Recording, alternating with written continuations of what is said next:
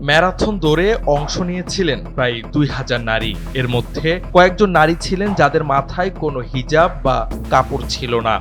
আর এই অপরাধে বিপাকে পড়েছেন আয়োজকরা। কেন হিজাব না পরার পরও তাদের অংশ নিতে দেওয়া হলো সে প্রশ্ন তুলে গ্রেফতার করা হয়েছে দুইজন আয়োজককে। ঘটনাটি ঘটেছে মধ্যপ্রাচ্যের দেশ ইরানে। দেশটির বিচার বিভাগের নির্দেশেই গ্রেফতার করা হয়েছে দুই আয়োজককে। বিবিসির এক প্রতিবেদনে এ তথ্য উঠে এসেছে। শুক্রবার ইরানের দক্ষিণাঞ্চলীয় উপকূলের কিশ দ্বীপে আয়োজিত ওই ম্যারাথন প্রতিযোগিতার ছবি সামাজিক যোগাযোগ মাধ্যমে ছড়িয়ে পড়ার পরই দ্রুত এই ব্যবস্থা নেওয়া হয়। ম্যারাথনে ২,০০০ নারী এবং ৩,০০০ পুরুষ আলাদা আলাদাভাবে অংশ নিয়েছিলেন। বিবিসি জানায়, লাল টি শার্ট পরা কয়েকজন নারী প্রতিযোগীকে হিজাব পরা কিংবা মাথা কোনো কাপড়ে ঢেকে রাখতে দেখা যায়নি।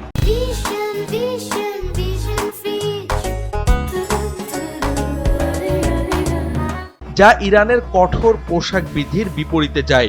ফলে নারীদের ম্যারাথন দৌড়ের সেই ছবি প্রকাশ হতেই বিতর্ক শুরু হয় ইরানে। ইরানের বিচার বিভাগের ওয়েবসাইটে বলা হয়, প্রতিযোগিতার দুই আয়োজকের বিরুদ্ধে গ্রেফতারি পরোয়ানা জারি করে তাদের গ্রেফতার করা হয়েছে। ইরানে নারীদের জন্য কড়া পোশাক বিধি আছে। দেশটিতে আইন অনুযায়ী নারীদের সবখানে হিজাব পরতে হয়, না মানলে কড়া শাস্তির বিধানও আছে। এই পোশাক বিধি নিয়ে বারবার প্রতিবাদও হয়েছে। বলা যায়, ইরানে হিজাবের বিষয়টি সবসময় বিতর্কের কেন্দ্রবিন্দুতে থাকে। কখনো কর্তৃপক্ষ কিছুটা শিথিলতা দেখালেও কখনো কখনো দমন-পীড়ন চালানো হয়। অতীতে হিজাব না পরার জন্য নারীদের ওপর নানা কড়া পদক্ষেপ নেওয়া হয়েছিল।